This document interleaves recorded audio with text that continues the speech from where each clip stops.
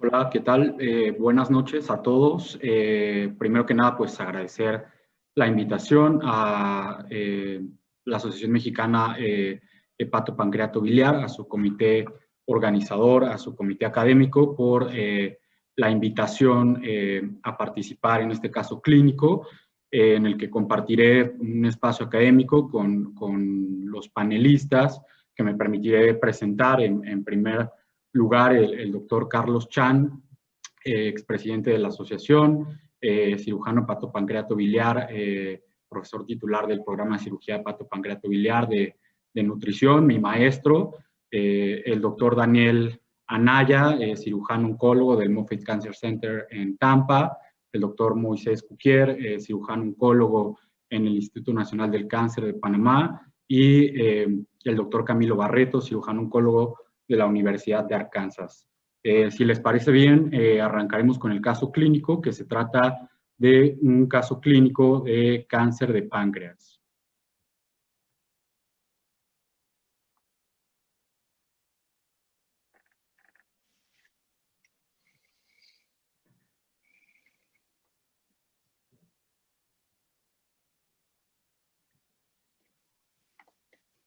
Bueno, iniciando con el caso clínico, se trata de una mujer de 64 años de edad, con los antecedentes de enfermedad de Graves, tratada con ablación con yodo en 1999, colecistectomía en 2005, aparentemente sin complicaciones.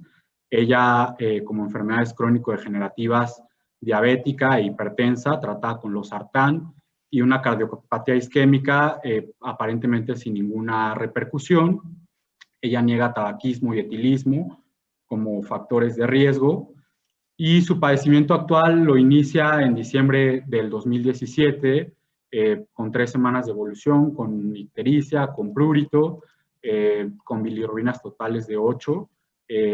Refiere haber perdido peso aproximadamente de 6 kilogramos en un mes. En la tomografía de abdomen que se le realiza antes de conocerla a nosotros, se reporta una lesión en la cabeza del páncreas, se le intentó hacer una CEPRE para derivar la vía biliar, la cual fue fallida en 2 ocasiones, no se tomó biopsia, intentaron también hacerle una derivación biliar percutánea, que fue fallida y además presentó como complicación un hemoperitoneo con inestabilidad hemodinámica, por lo que fue llevada por sus médicos tratantes iniciales a una laparoscopía para hacerle un lavado quirúrgico. Se le realizó el lavado quirúrgico, no reporta más la nota inicial, y se colocó una sonda de alimentación al conducto cístico para derivar la vía biliar, con un gasto diario aproximado de 500 mililitros. En esa ocasión, pues por el choque hipovolímico que tuvo, presentó falla renal. Es por eso que únicamente pudimos recuperar estas imágenes iniciales, que son de una tomografía simple, en donde pues podemos ver aquí, una neoformación en topografía de cabeza del páncreas. Topográficamente vemos aquí los vasos mesentéricos. Parece haber un adecuado plano de separación entre el tumor y los vasos mesentéricos, por lo menos lo que alcanzamos a ver del segmento 6 hepático, sin lesiones de sospecha, tomando en cuenta que es una tomografía simple. Y aquí tenemos un corte coronal en donde pues se ve ahí todo ese proceso también con inflamación, muy probablemente secundario al evento quirúrgico reciente al que había sido sometida la paciente. Se complementó ya con un ultrasonido endoscópico en el que se reportó un tumor del páncreas de 3 por 4 centímetros, sin invasión vascular. Se le tomó una BAF, la cual reportó un adenocarcinoma ductal infiltrante. Y en enero del 2018 se le tomó una tomografía ya trifásica con un tumor en la cabeza del páncreas, se las voy a mostrar en un momento, y sin lesiones metastásicas. Se le colocó una derivación biliar percutánea, se le colocó un catéter interno-externo. Con esto pues ya se dio su cuadro de colestasis, las bilirrubinas totales bajaron de 8 a 1.6, albúmina de 3.8, y un CA 19.9 ya posterior a esta derivación biliar en 6070. y, bueno, la paciente con un estado funcional adecuado, un ECOG de 1 y un Karnofsky de 80%. Antes de mostrarles la imagen, ¿alguno de ustedes, con todos estos estudios que ya se pidieron como abordaje, pensarían en pedir algún estudio extra o tendrían alguna consideración que comentar, doctor Chan? Sí, gracias, Sebastián. Pues, bueno, empezando por el caso como lo mencionas, la tomografía sin contraste no es un estudio adecuado para evaluar un cáncer de páncreas. Siempre la tomografía trifásica en diferentes fases arterial y venosa es lo que nos da el mejor punto de valoración para la resección. Entiendo que tenía falla renal y en ese caso una resonancia magnética sin contraste puede suplir muy bien las imágenes que idealmente serían por tomografía. También llama la atención el intento de derivación biliar cuando no se sabía exactamente, no tenemos la evidencia de si el tumor era resecable o no era resecable, porque en tumores pequeños podría ir todavía directamente a una cirugía y con 8 bilirrubina podría ser adecuado operarlo. Sin embargo, con este CA19-9 de 6070, que es del todo útil tenerlo en el preoperatorio y sobre todo cuando el paciente ya no estaba ictérico, pues habla de una enfermedad aparentemente de un estadiaje mayor al que nosotros vemos, aunque sea un tumor aparentemente resecable. De tal manera que con ese CA19-9 definitivamente hay enfermedad más avanzada de la que creemos. Muy bien. Doctor Daniel Anaya, ¿alguna otra consideración con este caso? Gracias, Sebastián. Totalmente de acuerdo con el doctor Chan. Algo que nosotros haríamos en este caso por tanto el CEAN-19-9 que está por encima de 1000, o sea, el riesgo de enfermedad metastásica es muy alta, y por el tamaño del tumor que viene siendo un tumor T2 o T3 probablemente. Se veían algunos ganglios linfáticos en el TAC sin contraste. Todo eso indica un tumor de alto riesgo de metástasis, y en estos casos nosotros ordenaríamos un PET, una escanografía de PET para mirar que no haya enfermedad metastásica que no estemos viendo con el TAC. Perfecto. Precisamente hacia allá quería dirigir un poco la discusión en el papel del PET en el abordaje inicial de un paciente con un tumor de páncreas, con un cáncer de páncreas específicamente, sabiendo pues las limitaciones que puede tener el PET de pasar por alto lesiones muy pequeñas, sobre todo en el peritoneo, en el hígado. El doctor Puquier, no sé si nos quiera compartir si en su centro utilizan el PET de forma rutinaria en el abordaje de los pacientes con cáncer de páncreas, hacen un abordaje selectivo y únicamente a algunos pacientes les piden PET, y de ser así, ¿qué pacientes consideran ustedes de alto riesgo para solicitarles un PET-CT dentro del abordaje? Gracias, Sebastián. Nosotros hemos procurado cada vez más hacerlo de manera rutinaria y no selectiva. Es cierto que muchas de las guías colocan ciertas variables de alto riesgo para pedirlo. Sin embargo, muchos estudios se siguen publicando donde nos estamos acercando a un 20-25% de poder encontrar enfermedad a distancia. De manera que en nuestro centro hemos ido cambiando hacia neoadyuvancia en pacientes resecables primarios. Ese cambio, que creo yo que aún queda mucho por madurar en cuanto al beneficio, pero ese cambio nos ha llevado a ser un poquito más agresivos en el estadiaje, de manera que quizás un paciente que no pongamos en protocolo, pues quizás no tengamos tampoco el acceso a hacerle PET scan, pero en general tratamos de hacerlo. En cuanto a este caso, para agregar a lo que mis colegas han comentado, me llama la atención el hecho que hayan logrado canular el conducto cístico luego de una colecistectomía hace más de 10 años. Yo siempre he encontrado eso un gran reto, de manera que el haber canulado el cístico, pues me parece bien, pero habría que evaluar realmente qué manipularon de la vía biliar. Creo yo que la manipulación de la vía biliar ante la sospecha de un adenocarcinoma de páncreas, sin saber claramente la extensión a colédoco distal, pues quizá no hubiera sido algo recomendable como abordaje inicial. Claro. Bueno, continuaremos con el caso. Les voy a mostrar la tomografía que se hizo ya con un protocolo de páncreas propiamente dicho. Bueno, en pulmón no se veía ningún tipo de lesiones, en el hígado tampoco, y pues se ve ahí el catéter de derivación interno-externo, y pues hacia la cabeza de páncreas, proceso uncinado, se ve ahí una imagen hipodensa, un contacto mínimo, se las voy a pasar de nuevo, en un segmento muy cortito con la arteria mesentérica superior, y incluso con el nacimiento de la primera rama yeyunal, la porta pues no se ve comprometida, la vena mesentérica superior tampoco, hacia arriba la arteria hepática tampoco. Esa fue la fase arterial, esta es la fase portal. En donde pues prácticamente son los hallazgos que les acabo de comentar. Tampoco se ven, pues no se ve ascitis, no se ven datos de carcinomatosis que nos puedan indicar enfermedad metastásica. No se hizo más abordaje, no se le pidió un PET, y si bien el antígeno carcinoembrionario, perdón, el CA19-9 estaba en 6,000,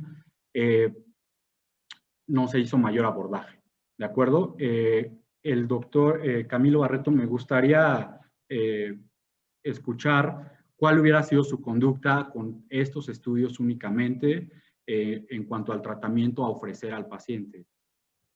Esta paciente definitivamente hubiera sido candidata a tratamiento neoadyuvante. Obviamente por el hecho de que el tumor hace contacto con la arteria mesentérica es obviamente una de las indicaciones. Y la segunda indicación es el antígeno CA19-9 elevado en el rango de miles. Después de haber sido descomprimida la vía biliar, obviamente la pone en mucho mayor riesgo de que tenga enfermedad micrometastásica no visible. Entonces esas dos son definitivamente indicaciones desde nuestro punto de vista para darle quimioterapia neoadyuvante. Claro. Ustedes en su centro, doctor Barreto, tienen como conducta antes de iniciar neoadyuvancia, ya sea con quimioterapia o con quimiorradioterapia, llevar al paciente a una laparoscopía diagnóstica a manera de tener una seguridad un poco mayor de no tener enfermedad metastásica antes de ofrecer neoadyuvancia a los pacientes, o únicamente con tomografía y en todo caso PET inician tratamiento neoadyuvante?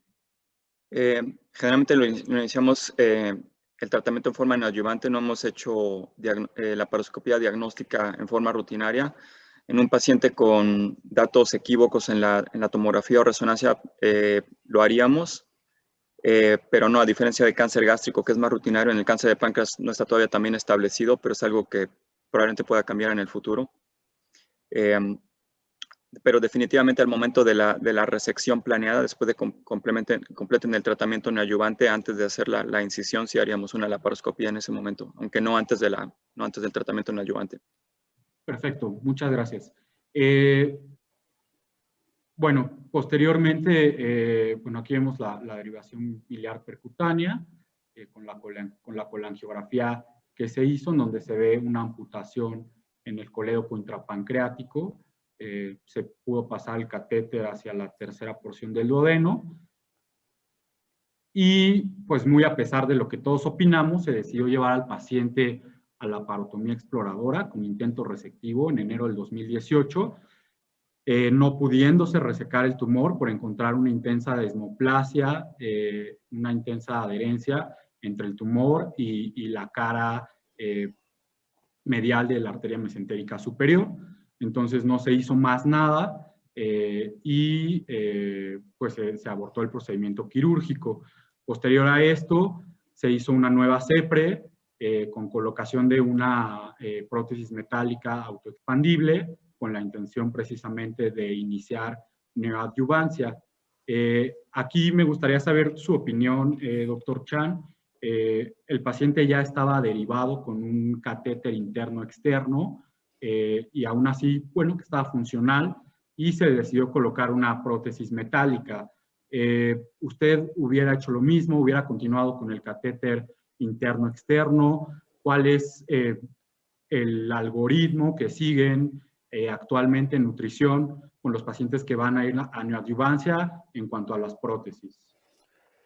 Sí, bueno, en la tomografía se veía una franca adherencia del tumor a la arteria mesentérica superior y esto lo manda directamente a neoadyuvancia. Si el paciente le habían colocado una percutánea en otro lugar, pensamos que puede ser una, pues quizás falta de experiencia en el centro donde no pudieron canular la vía biliar adecuadamente y por lo menos le daríamos un intento de canulación con una prótesis metálica para poder tener al paciente en mejor condiciones de calidad durante el proceso de la quimioterapia neoadyuvante. Y al poner esa prótesis metálica se puede retirar el catéter percutáneo. Entonces, cuando tenemos este tipo de pacientes que van a neoadyuvancia, definitivamente requieren una prótesis metálica idealmente, porque además la quimioterapia requiere tener las bilirrubinas pues, normales para poderse administrar. Y si me permites nada más un comentario muy rápido sobre lo del PET. En términos generales no lo hacemos de primera intención en todos los pacientes cuando son tumores resecables. Nos guía mucho el CA19-9 y ya como comentaba el doctor Anaya, en este caso selectivo sí requería un PET por un CA19-9 tan alto. Sin embargo, el PET, lesiones muy pequeñas tampoco las puede ver y esto puede ser una enfermedad sistémica con micrometástasis que el PET tampoco nos va a indicar exactamente dónde está la lesión. Por otro lado, creo que el tema del estadiaje, aunque creemos que lo hacemos bien, creo que tiene muchos defectos. Los mismos nódulos pulmonares, sabemos que el 90% de ellos no van a ser enfermedad metastásica, pero un 10% sí. Y a lo mejor esos nódulos pulmonares que están muy pequeños, que no les hacemos caso, son ya enfermedad metastásica cuando hacemos una resección. De acuerdo. Entonces el estadiaje clínico es muy, muy importante. Doctora Anaya, complementando un poco lo que comenta el doctor Chan, usted en este caso, tal vez con un PET negativo a enfermedad metastásica, hubiera complementado también con una resonancia magnética de hígado, tratando de buscar, sabiendo que es un estudio un poco más sensible, enfermedad metastásica, que a lo mejor el PET y la TAC no nos pudieran estar detectando. No, en realidad no. Creo que compartimos muchos de los puntos en nuestra experiencia. El PET es capaz de evitar la cirugía más o menos en un 10% de los pacientes que vamos a llevar a cirugía, ya sea con tumor resecable o con tumor borderline. En cuanto a la resonancia, en realidad tiene un uso muy limitado. Generalmente la usamos cuando tenemos lesiones que estamos viendo en el hígado y que tenemos que caracterizar mejor. En pacientes que, por ejemplo, tienen alergia al contraste de yodo para el contraste del ATAC. Y básicamente para esas dos circunstancias, cuando tenemos una lesión que queremos determinar mejor en el hígado o cuando el paciente es alérgico no puede tener un ATAC. En cuanto a la laparoscopía de estadiaje inicial en pacientes con tumores borderline, comparto mucho de lo que todos dijeron y en realidad no lo hacemos rutinariamente, pero personalmente creo que a medida que estamos aprendiendo más de la utilización de terapia neoadyuvante en estos cánceres y en cánceres de hígado, que también es parte de mi práctica, vamos aprendiendo que es muy importante determinar un estadiaje con la mayor exactitud posible. Y creo que vamos a evolucionar hacia, como decía uno de los panelistas, hacia hacer estas laparoscopias diagnósticas antes de comenzar la terapia neoadyuvante. De acuerdo. Bueno, Sebastián, pues... si me permites, quería nada más agregarte a lo que ya han comentado.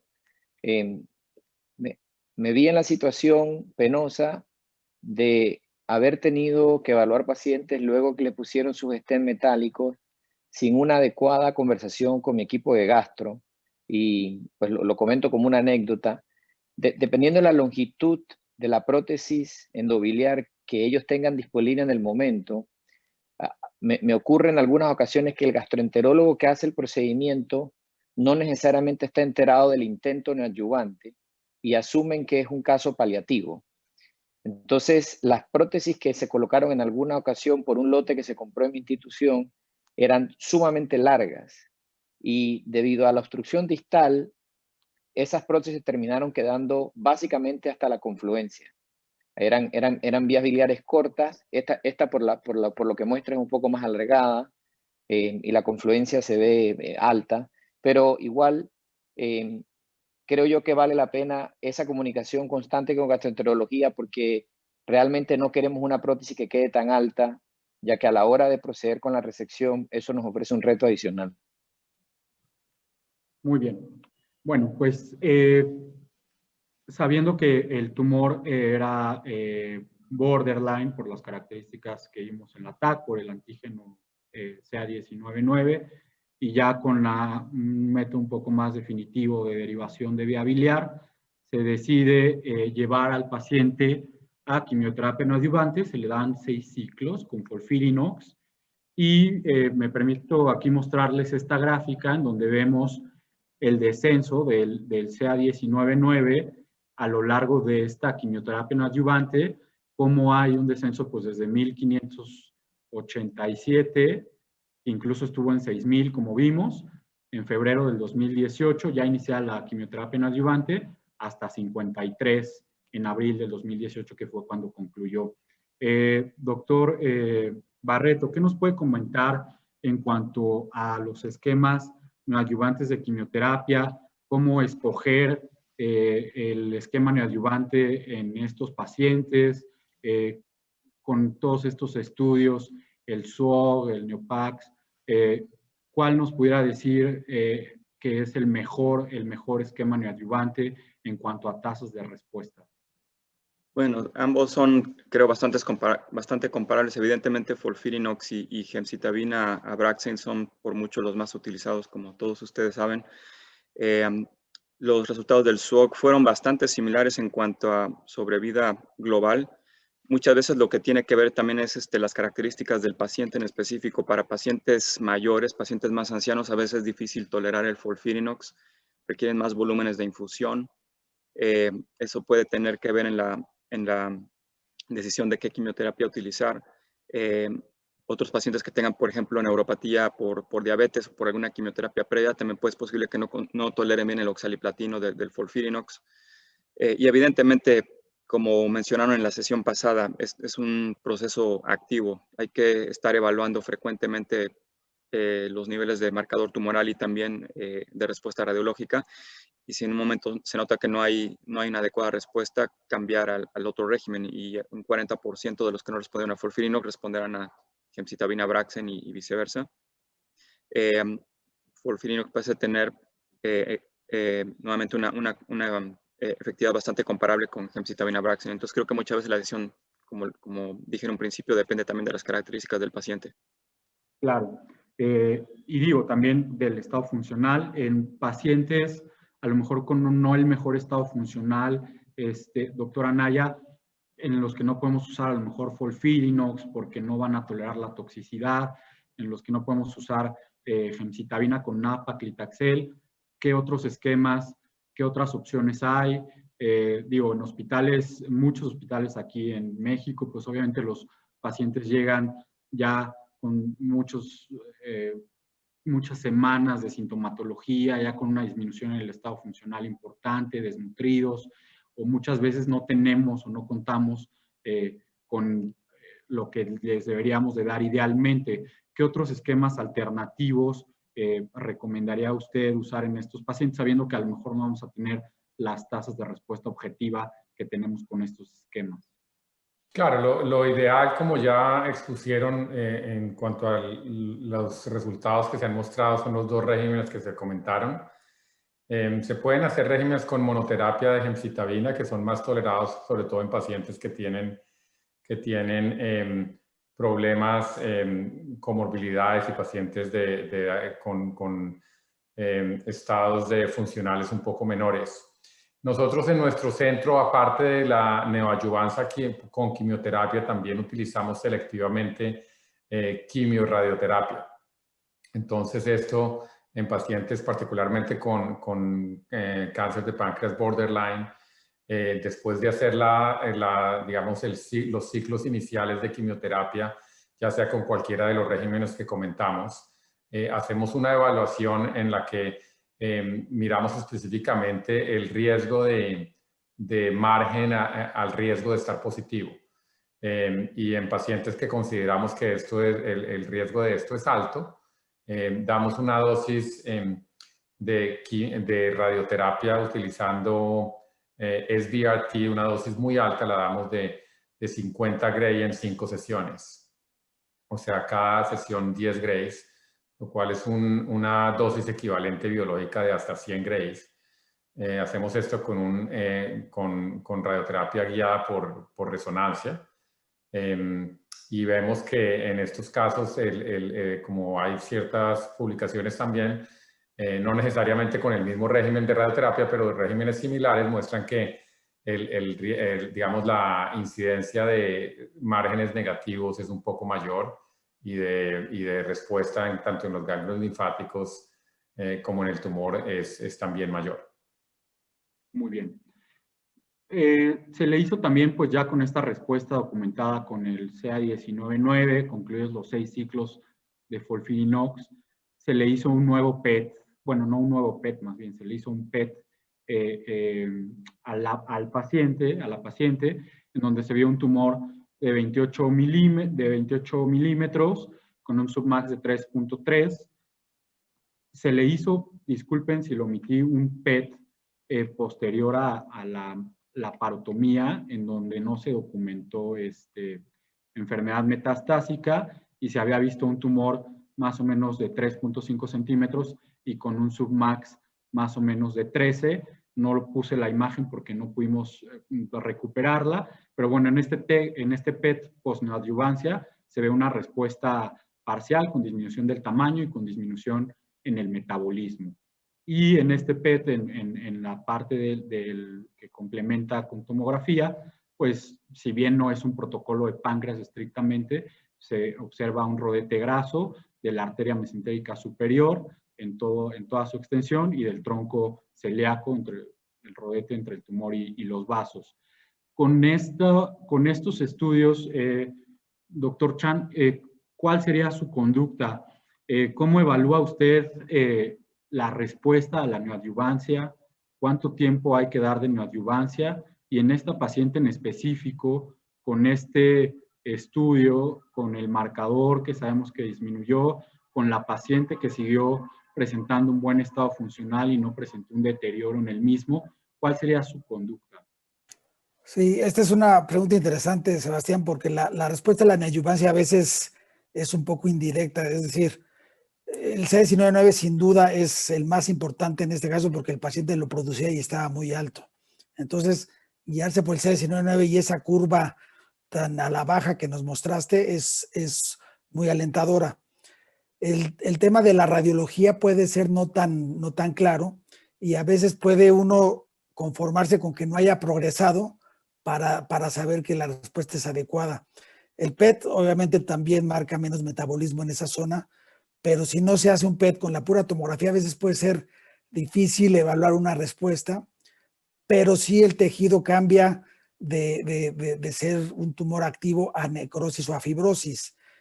Aunque siempre mencionamos esto, que si una vena está tomada, la neoadyuvancia no la va a soltar, o sea, el tumor va a seguir pegado a la vena seguramente, y seguramente tenemos que hacer una resección venosa, pero en patología puede haber diferencias en lo que se marca ahí como tumor viable o simplemente fibrosis. Entonces, esa es una parte, que no progrese en la radiología, que el CA19 baje y que el estado del paciente sea bueno, que no haya perdido peso, a veces les quite el dolor, muchas veces, y esto nos hace pensar en intentar una operación que vamos a descartar enfermedad metastásica y que vamos a valorar realmente si hay tumor viable cerca de los vasos, a veces hasta con biopsias transoperatorias. Muy bien. Doctor Kier, ¿usted llevaría ya a este paciente a cirugía? Yo te agregaría a las consideraciones que ya han expuesto, y estoy de acuerdo con Carlos, este paciente debe llevarse a quirófano en la medida que el equipo esté preparado también para resección vascular o para considerar algunas alternativas a la arteria mesentérica. Habría que confiar en la laparotomía previa del verdadero hallazgo de reacción alrededor de la arteria. Sin embargo, sabemos que puede que las imágenes imperfectamente nos señalen este compromiso, de manera que yo recomendaría en la decisión de llevar a paciente a quirófano, porque el objetivo de la neoadyuvancia se cumplió. Tuvimos una respuesta bioquímica, tenemos menos captación SUV en PET scan, tenemos algo de respuesta radiológica, como dice Carlos, probablemente estabilidad en cuanto a la parte anatómica. Así que esos objetivos se cumplieron. El llevar a paciente a quirófano tiene que ser con el plan de poder incluir potencial resección vascular. Bueno, pues no se llevó a cirugía. Este es el PET una vez terminada la quimioterapia neoadyuvante, donde vemos pues que la captación es mucho menor, no se alcanza a distinguir mucho, pero bueno, se ve, yo sí veo el tumor un poco más pequeño, por lo menos en este corte, se ven aquí los vasos mesentéricos, no se ven rodeados por el tumor, ni mucho menos. Sin embargo, el paciente no se lleva a cirugía, se decide consolidar esa inducción con quimioradioterapia, con gemcitabina y 45 Grays que se dieron de mayo a junio del 2018 sin toxicidad significativa. Vemos todavía un descenso mayor en el CA19-9 en el transcurso de esta quimioradioterapia neoadyuvante.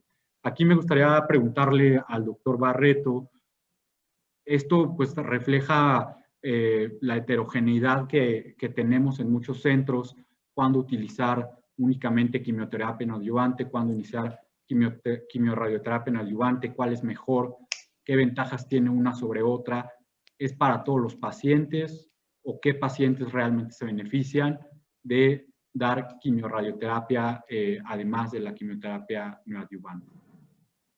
Esta paciente en particular, yo estaría de acuerdo en darle radioterapia antes de llevarla a quirófano por el área de contacto que podíamos ver en la tomografía, el área de contacto del tumor con la arteria mesentérica. Como Carlos mencionó, aunque haya respuesta a la quimioterapia, el tumor se reduce de tamaño, esa área que está adherida al tumor probablemente a la arteria, probablemente va a estar ahí todavía. Si es fibrosis o si es solamente reacción desmoplásica, no va a haber forma de saberlo. Y aunque la radioterapia no ha sido consistente en mejorar la sobrevida global en estos pacientes, sí sabemos que mejora las tasas de márgenes negativos, el número de ganglios positivos. Entonces, yo creo que debe utilizarse en forma selectiva, no creo que debe utilizarse para todos. Pacientes que no tienen una cercanía del tumor importante a los vasos arteriales, no creo que necesariamente requieran radioterapia, pero en este caso en particular sí apoyaría su uso. Ok.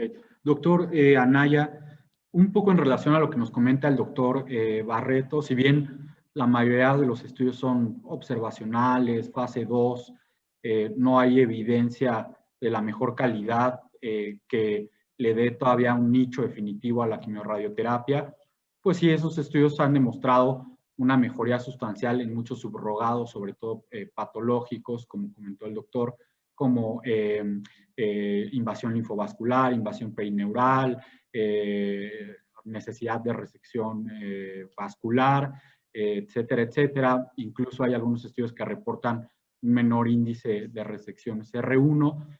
¿Cómo traducir que a pesar de que todos estos subrogados que en teoría pudieran mejorar la supervivencia en los pacientes con cáncer de páncreas, no se vea reflejada realmente una mejoría en la supervivencia global con la quimioradioterapia? Esa es una excelente pregunta y tiene, digamos, muchas respuestas. La primera y más obvia es que los regímenes de quimioterapia y los regímenes de radioterapia en todos estos estudios son un poco diferentes. Cuando hablamos de radioterapia, para nosotros en nuestro grupo es fundamental que esta radioterapia se proporcione de una manera con SBRT, o sea, con dosis altas en una menor cantidad de ciclos, porque esto tiene una dosis equivalente biológica mucho más alta. Para esto, obviamente, se requiere, digamos, como dije, tiene que ser guiado, ya sea por tomografía o por resonancia diariamente, real time, para que verdaderamente se alcance esta dosis alta. Entonces, esa puede ser una de las principales razones. Obviamente, otra de las razones es que en la gran mayoría de los cánceres sabemos que la radioterapia no tiene un efecto sobre la sobrevida final de los pacientes, sino es más digamos, una herramienta que nos ayuda a tener un mejor control local y regional. Y en este caso, esto es en lo que se traduce, incluso menores recurrencias en algunos casos, en algunos reportes, y básicamente una mayor incidencia de resecciones completas y de menos ganglios linfáticos, lo cual se relaciona con digamos, una disminución en la recurrencia local y regional. Y otra teoría podría ser que obviamente estos estudios no están, digamos, calculados para que ese efecto muestre una sobrevida, ¿no? Y si tuviéramos una cantidad, digamos, de estudios con mayor, digamos, con un poder mayor estadístico, con más pacientes y con un tipo de radioterapia estandarizado, de pronto se podría hacer esto, pero creo que las dos razones principales que di al principio son las que me parece que tienen un mayor efecto en esta, digamos, en esta hallazgo de que no haya un efecto sobre la sobrevida específico. Bueno. Se le hizo otro PET y todavía el Sufmax tuvo una disminución adicional con la quimiorradioterapia. Y tenemos esta tomografía una vez concluida el tratamiento neoadyuvante planeado para esta paciente. Pues el hígado se ve un poquito más atóxico, se ve ahí, esa es una imagen de defecto de perfusión, se ve ahí la prótesis metálica y pues sí se ve una respuesta, creo yo, objetiva por medio de la tomografía del tumor. Si quieren se las vuelvo a pasar. Si quieren comentar algo adicional, adelante. No se retiró el catéter percutáneo, ¿verdad? No, le dejaron los dos. Se quedó la prótesis metálica sobre el percutáneo. Y aquí está la fase portal.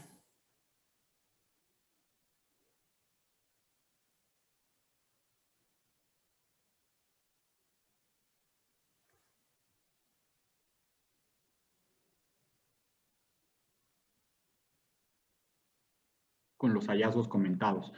Doctor Chan, ¿cuál es el mejor momento para llevar a estos pacientes a cirugía? ¿Cuánto tiempo después de la neoadyuvancia? ¿Tiene algo que ver? Sí. ¿Hay mejor respuesta patológica entre más esperemos, como con otras neoplasias, como recto? ¿Se le dificulta a usted o encuentra usted un menor o mayor grado de dificultad técnica quirúrgica dependiendo del tiempo que espere en llevar a estos pacientes a resección, sobre todo en pacientes que reciben quimiorradioterapia neoadyuvante? Sí, sí tiene mucho que ver el tiempo, es importante y hay una ventana que tenemos que aprovechar para hacerlo, porque si pasa más tiempo pueden volverse a elevar todos los marcadores. Cuando es pura quimioterapia, con 2 semanas posteriores a la quimioterapia podríamos intentar la resección. En este caso se ve ideal para intentarlo quitar. La quimiorradioterapia quizás requiere un poco más de tiempo, 1 mes, por ejemplo. Siempre es un poco más complicado cuando hay radioterapia neoadyuvante. Sin embargo, nada que impida hacer una resección adecuada con la misma morbimortalidad.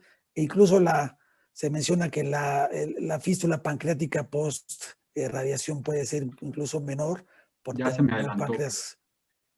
Perdón. Perfecto.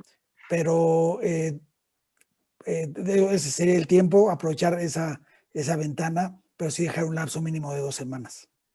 Muy bien. ¿Alguien tiene algún tiempo de espera distinto, mayor o menor? Nosotros cuando utilizamos la radioterapia, hacemos una ventana de más o menos 8 a 10 semanas, basado en la respuesta que se logra tener incluso con mayor tiempo de exposición después de la radioterapia.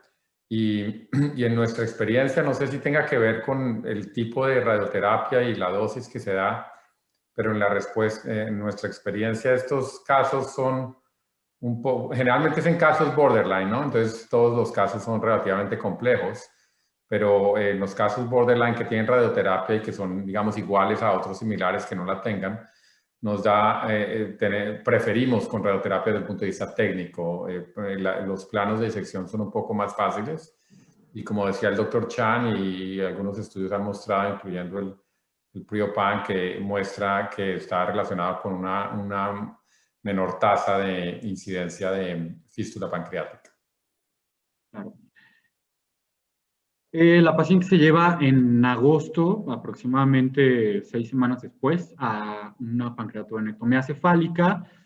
Aquí nada más me gustaría hacer un paréntesis antes de comentar el reporte de patología. Doctor Cuquier, en este paciente comentó el doctor Barreto, y todos creo que estamos de acuerdo en que valdría muchísimo la pena hacer una laparoscopía diagnóstica antes de embarcarnos en una laparotomía. Pero una vez descartada la enfermedad metastásica, ¿usted qué abordaje quirúrgico hace en estos pacientes? ¿Usa el Artery First Approach? ¿Hace una resección convencional, como en los casos que son resecables de inicio? ¿Qué cambia un poco en su estrategia quirúrgica en estos pacientes? En estos casos, pues la parte de la laparoscopía diagnóstica creo yo que ya pasó el momento de agotarlo y de su mayor validez, así que no lo haríamos en este momento. Realmente depende mucho de la duda con la que entremos a abordar la parte vascular. En este caso creo yo que ese lo consideraríamos el área de mayor complejidad, de manera que la disección se enfocaría inicialmente en la parte arterial, para luego entonces proceder con la pancreatovenectomía estándar. Citología transoperatoria no enviamos, por las mismas razones ya expuestas, y el tiempo de espera sí nos hemos encontrado interesantemente, porque en algunas ocasiones hemos esperado 6 a 8 semanas, que más o menos es un punto intermedio con mis otros panelistas, pero realmente este es un caso en el que el paciente recibe quimioterapia completa de inducción o neoadjuvancia sistémica preoperatoria completa y luego entonces pasa quimio y radio. Entonces este es un paciente que estamos bioquímicamente tranquilos de que hemos tenido o queremos tener un control sistémico. De manera que nos da una ventana de esperar un poco más y acercarnos quizás a las 8 o 10 semanas que en algunos centros también hemos estado haciendo. Así que abordaríamos inicialmente la parte arterial para luego proceder con la pancreatotomía. Perfecto. ¿Alguien alguna consideración adicional? Bueno, el reporte de patología fue una neoplasia intraepitelial pancreática, perdón el error ahí, de alto grado, multifocal en la cabeza del páncreas, sin identificarse carcinoma ductal invasor residual. Fue una resección R0 en los 7 márgenes, sin ganglios linfáticos con carcinoma, y en el resto de la pieza, pancreatitis crónica esclerosante con atrofia de los acinos y de los islotes.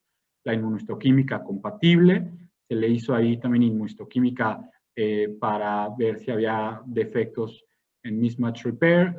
No es algo que hagamos de manera rutinaria, pero bueno, en este caso se hizo. Doctor Barreto, interpretamos este reporte de patología como una respuesta patológica completa y de ser así, ¿qué valor tiene la respuesta patológica completa como un indicador pronóstico en la evolución del paciente? Bueno, evidentemente es un factor pronóstico positivo y en este caso en particular, si no encontraron ningún área de invasión, sí lo consideramos como una respuesta patológica completa. Lo hemos visto en raras ocasiones, no tanto con cáncer de páncreas, con otros cánceres donde pueden ver aún glándulas anormales o áreas de cicatrización, pero si no hay cáncer invasorio, sí considera esto una respuesta patológica completa. yo creo que la paciente aún debe de recibir quimioterapia adyuvante posoperatoria para completar un total de 6 meses, depende de cuánto tiempo haya recibido antes de la cirugía. Sobre todo estoy dando buena respuesta porque aún puede ocurrir la posibilidad de que haya enfermedad a distancia microscópica que no haya tenido una respuesta completa como tuvo el tumor primario. Entonces, aunque ha tenido esta respuesta, de todos modos recomendamos tratar de completar los 6 meses, que es lo que se sabe hasta nuestra mejor evidencia, que es la duración del tratamiento adyuvante completo o neoadyuvante completo. Muy bien. ¿Alguien consideraría no dar adyuvancia en esta paciente? No, ¿verdad? Creo que No, todos estamos... Sí, de acuerdo con lo que dice el doctor Barreto, el que tenga una respuesta patológica completa no es sinónimo de curación y en realidad no hay tanta diferencia en sobrevida a largo plazo, de tal manera que es muy buen marcador o es muy positivo, pero requiere adyuvancia también, que sería la mejor alternativa de tratamiento. Claro. Totalmente de acuerdo, incluso una razón más de dar quimioterapia adyuvante. No es sinónimo de cura del cáncer, pero sí es sinónimo de que el cáncer responde a este tipo de quimioterapia. Exacto. Diferente sería que, de todas formas se daría quimioterapia, pero creo que el pronóstico sería diferente por la respuesta a la quimioterapia si no hubiera tenido una respuesta significativa. Perfecto. Un poco en relación a lo que comentaba el doctor Chan, de que ya hay evidencia que dice que en pacientes llevados a quimio radioterapia no adyuvante se ha visto que hay una incidencia menor en fístula pancreática, no así en otras complicaciones como retraso en el vaciamiento, hemorragia, fístula biliar. ¿Alguien ha explorado esto o ha hecho algún análisis de esto en alguno de sus centros?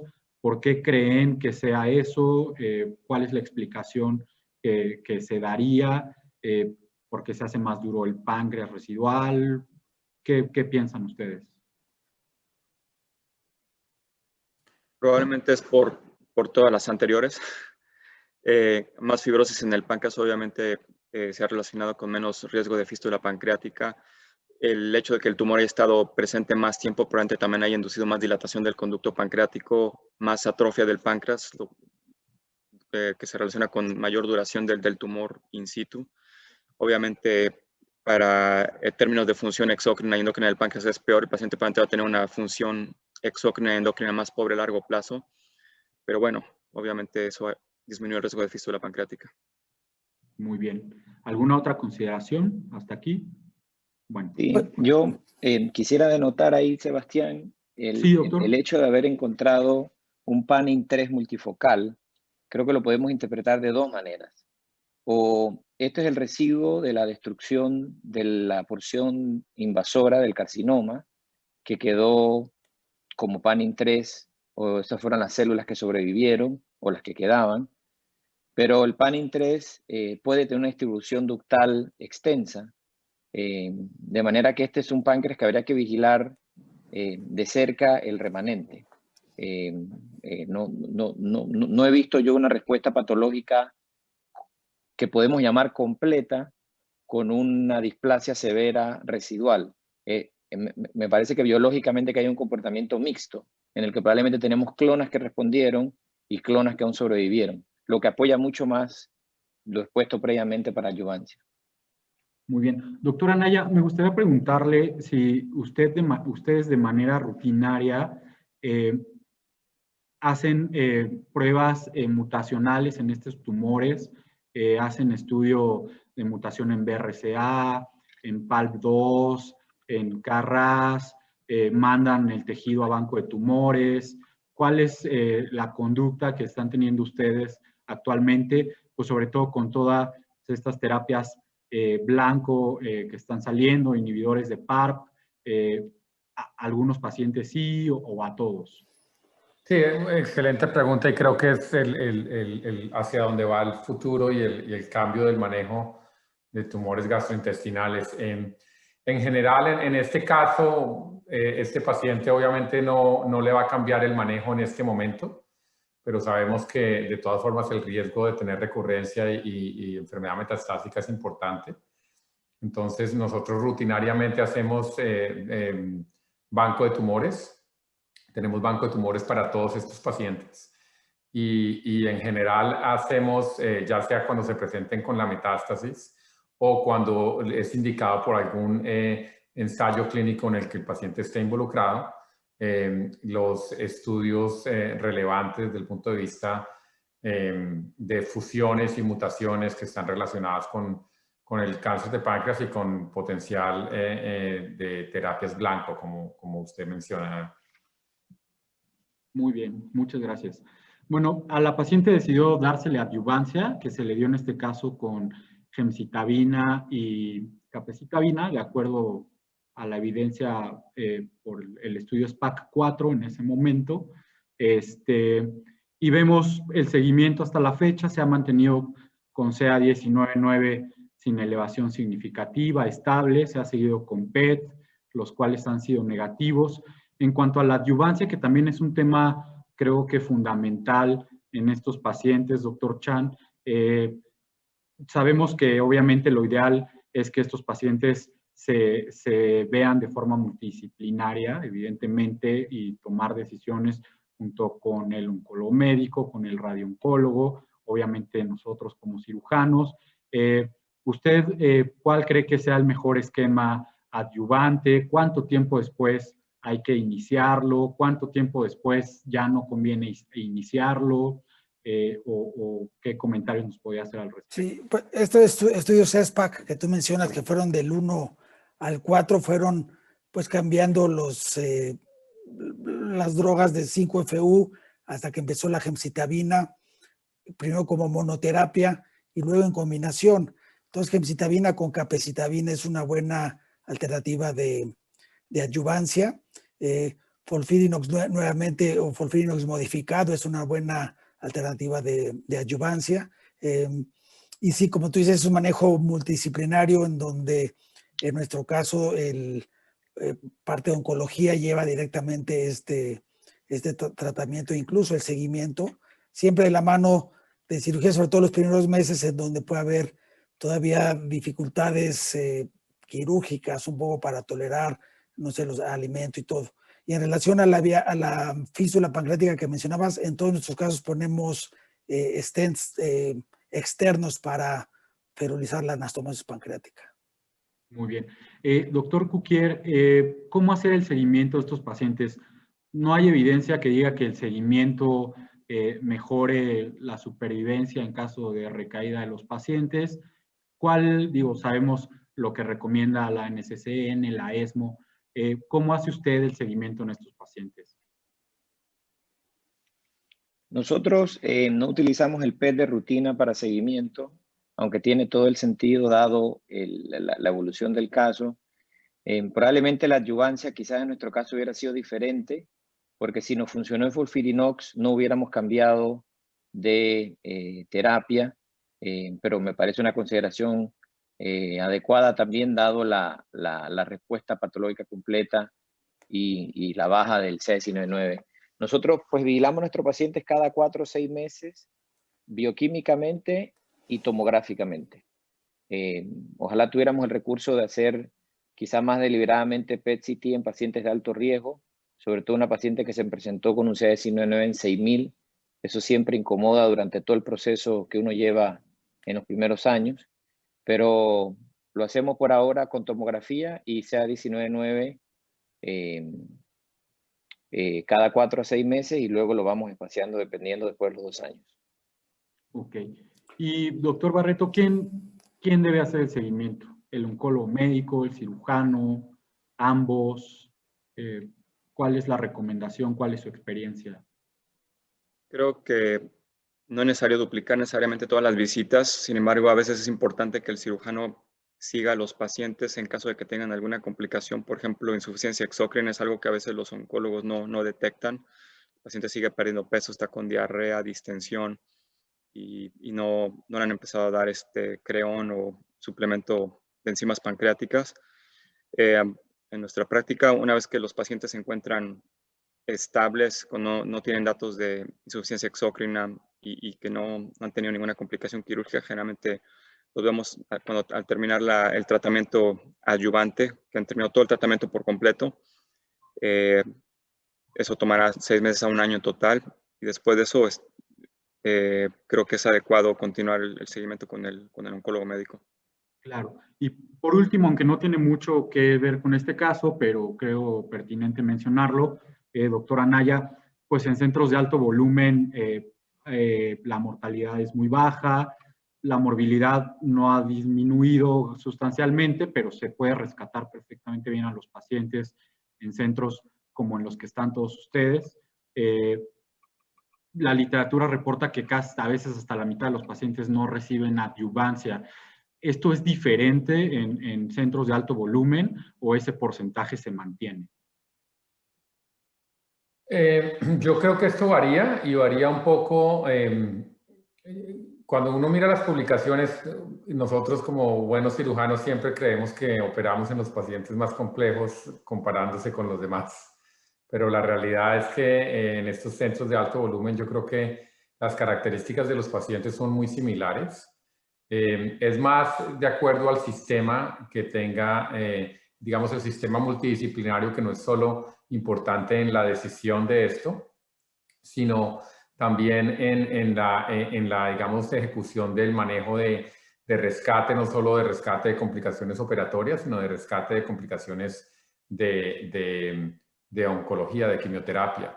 Nosotros miramos a los últimos 370 pacientes, la última vez que miramos esto, y vimos que en nuestras manos el 80% de los pacientes entraban en terapia adyuvante y que el 67% completaban terapia adyuvante sin mayores, digamos, cambios en los regímenes.